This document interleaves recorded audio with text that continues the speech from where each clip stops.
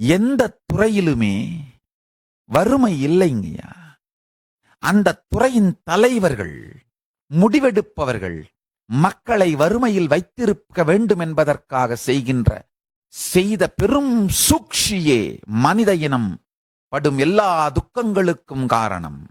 வேதங்களும் ஆகமங்களும் மிக உயர்ந்த அறிவியல் சத்தியங்களை உலகத்திற்கு தந்தன. காரணம் என்னன்னா, அந்த காலத்தில் அறிவு அரசியல் மூலமாக மக்களை தன் அடிமையாக வைத்திருக்க வேண்டும் என்று நினைத்த நபர்களிடமோ, பணத்தின் மூலமாக மக்களை தன் அடிமையாக வைத்திருக்க வேண்டும் என்று நினைத்த நபர்களிடமோ செல்லாமல், அவர்கள் கையில் சிக்காமல், மண்டியிடாமல் சுதந்திரமாக இருந்தது.